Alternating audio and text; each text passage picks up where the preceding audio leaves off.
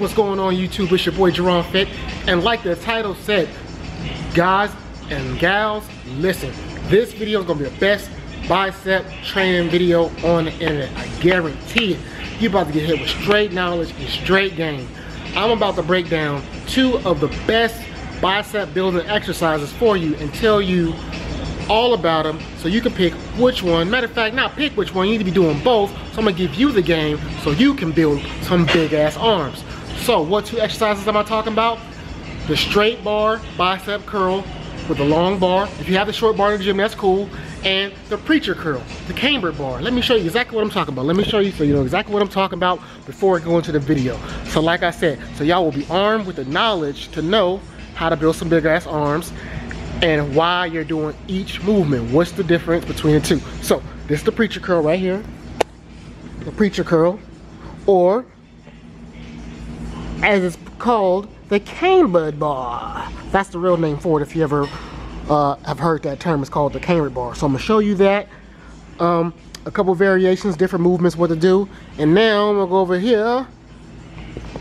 When I said the straight bar curl, this is with the straight bar, the long bar, boom. Now if you have a short bar, that's cool. Use that one. A short straight bar is cool. Or if you have these preloaded bars, these are also cool. Doesn't matter. However, but if we know that better best type shit, if you want the best old school approach, the straight long 45-pound bar is the best way to go. And like I said, I'm going to show you and tell you why each one is the best. I'm going to start with the straight bar first, and like I said, I'm going to tell you why. So boom, we'll be back here in a second.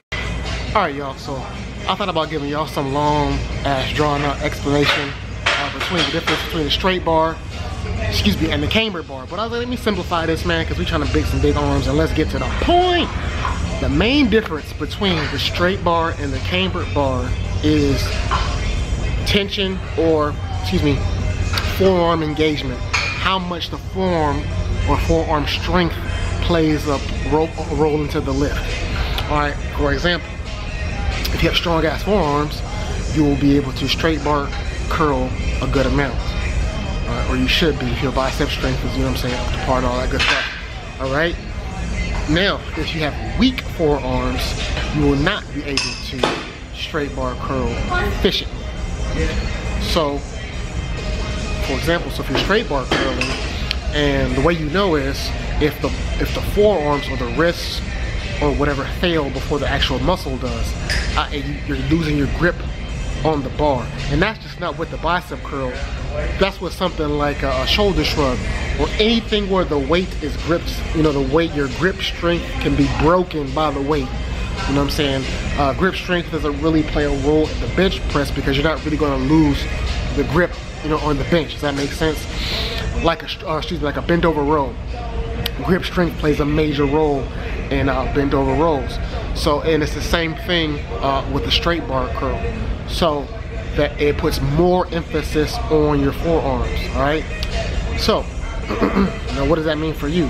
All right. So absolutely, I mean, not everybody wants Popeye forearms, but you should have some decent sized forearms. You know what I'm saying? So I would highly recommend, like I said, after watching this video, you will be doing straight bar curls if you haven't before, because straight bar curls to me is the ultimate mass building movement for the biceps. That's how you can get some big ass biceps. Doing straight bar curl, doing reps, doing heavy sets, you know what I'm saying, variations of both. Now, to go to the camber bar, or the crooked bar, we'll call it the crooked bar, but the technical term for it is the camber bar. Now that puts less stress on the forearm and more direct tension on the biceps. So in theory, it's a better bicep building exercise than the straight bar curl, but it's like a catch-22 because, like I said, I've just never seen someone with nice. I mean, you don't want to have. You can have nice biceps, I guess, but then you don't want to have a shitty forearm because then that takes away from the bicep and the arm. To me, the arm development. To me, you know what I mean. So, like I said, as you can see, people always ask me what I do for my forearms, and I say I do a lot of straight bar exercises, not just bicep curls. I do straight bar skull crushers as well, because for that very reason, it puts more tension on the forearms, and I do a little bit of boxing. So I'm gonna show you a couple variations of each movement and a little bit of tricks, like I said, to help you get these biceps blown up, man. Seriously, real talk, some tips and tricks, man, for somebody, you know. So I got some, you know, no shopping, no shopping. Like I say, man, getting trying to get cut, trying to get cut. Kaioken times 10.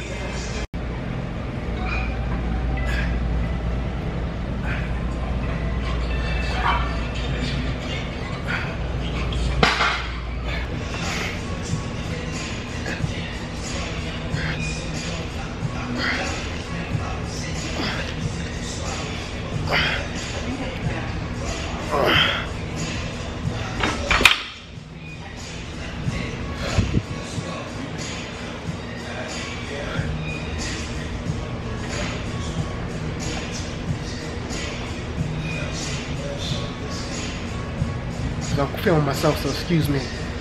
So, most people, they'll curl like this. Curl straight up like that here. Don't do that, all right? What I say is scoop. It's called a scoop. So you scoop. See, I scooped the weight. I didn't go here. I scooped it. Get a little closer. Scoop it.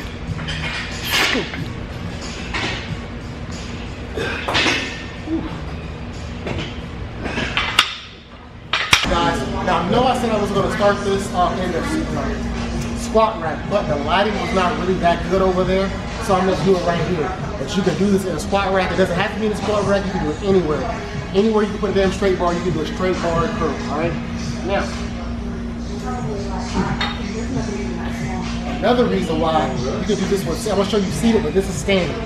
Another reason to do it standing is core engagement. See, my core automatically tight, all right?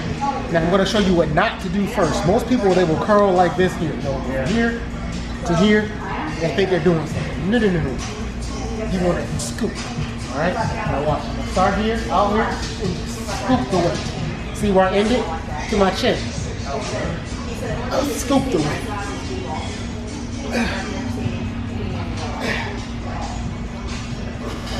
See that? Now if I was here, the weight would have been here. Look at that. To my chest, right? From here to my chin. Look at the bicep. Keep in mind, this is a mass builder movement, and straight bar curl will humble you real quick. You will never see somebody doing 2-3 plates curl on a straight bar. There's a reason for that, because like I said, it's hard, it's difficult. Now you'll see somebody on the camber bar, 245 on each side, repping it out. But on that straight bar curl, it's no joke. Let me show you one more variation too, real quick. You can go ahead and keep rolling.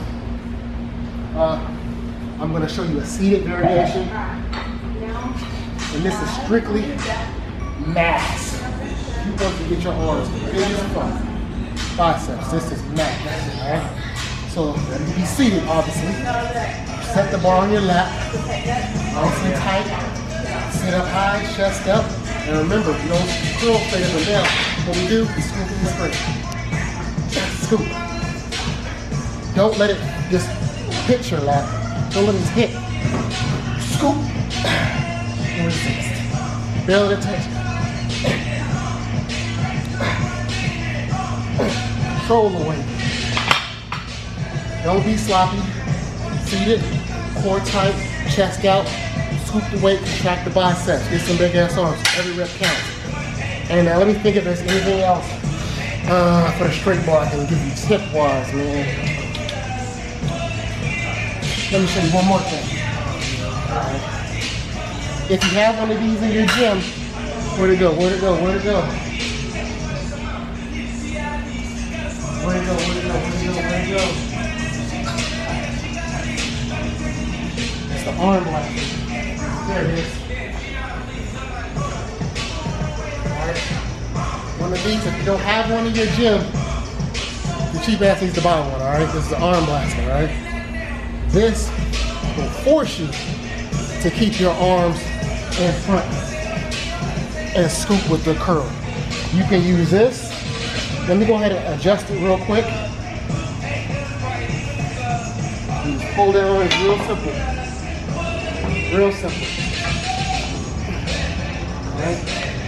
So we'll adjust that real quick and I'll show you here with the straight bar curl. And the other reason I love this arm blaster, man, your arms immediately get 3 inches bigger. Look at that. You immediately get swollen with the arm blaster. Magic. Same principles, but see how the arm blaster, you can't go straight up and down like that. You have to scoop. Scoop.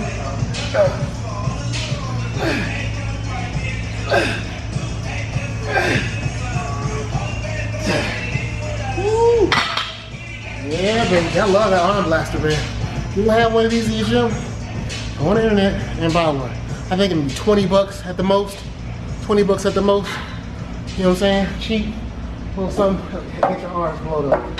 But those are my tips for the straight bar curl. Now I'm gonna go into the camber bar curl and show you some things for that, man. Thanks for watching. Like I said, now we're gonna go over to the camber bar. Remember, the camber bar is just a bar with the little line, the wavy bar. That's just the technical term for it. So, and like I said previously, main difference between the two is emphasis on forearm or forearm engagement. So I'm not saying that the camber bar is bad, but I'm letting you know that if you are using the camber bar only, you need to do something else for your forearms unless you naturally have good forearms and they don't need that much work. And you can go back and watch the video and you can see when I'm pumping how much my forearms were engaged on the straight bar versus the camber bar. So I'm going to start out here. Now, me personally, all right, when I go here with the wide leg, I feel it here, more so on the inner curl of my bicep. That is me personally. And when I go in here, like this, I feel it right there on the bicep, right at the outer head of my bicep. That is me personally. That is how I determine what I do. Same thing for the straight bar as well. I did not mention it, it just crossed my mind. So, same thing. Now, a couple things. Still scoop, don't go straight up and down. That's it, now scoop. Contract the bicep hard at the top, release slowly. I see people do this. No, you want to hold that contraction, release the weight smoothly. Like what I'm trying to do, if you can't tell, I'm like trying to squeeze the bench. Like, I don't know if can you see, like check out my back, my core, my back. I'm trying to wrap on the bench. I'm tight on it, tight, man. There's nothing else moving. Boom, I'm locked in. Back is tight. There's no extra, there's no free movement. Only thing I'm using is my biceps. Pump this weight up.